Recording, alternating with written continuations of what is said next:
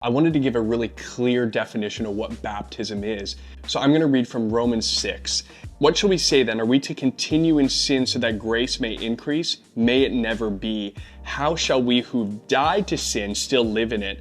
Or do you not know that all of us who've been baptized into Christ Jesus have been baptized into his death?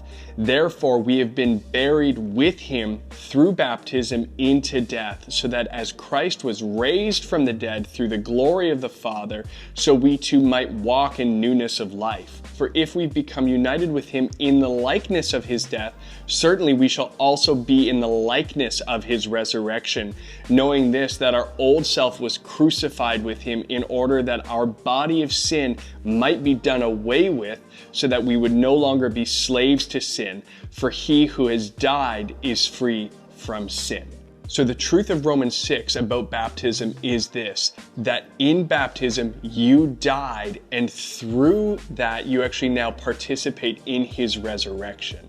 In Galatians 3:27 it says this, "For all of you who were baptized into Christ have clothed yourself with Christ."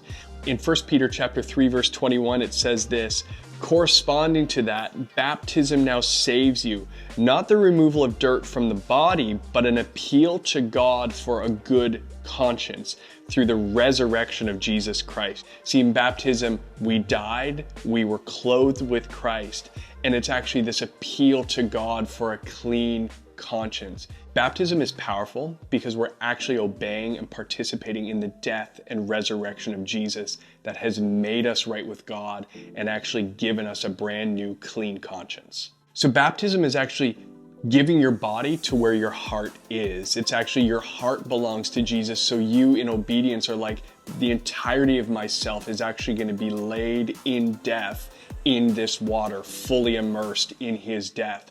Often when we baptize people, we actually sometimes joke that it's a funeral. We actually invite people to say, what are you here to die to today? What are you here to bury? What sin is going to be removed and forever repented of? Baptism is, simply stated, it's participating in the death and resurrection of Jesus, who's provided us right standing with God himself.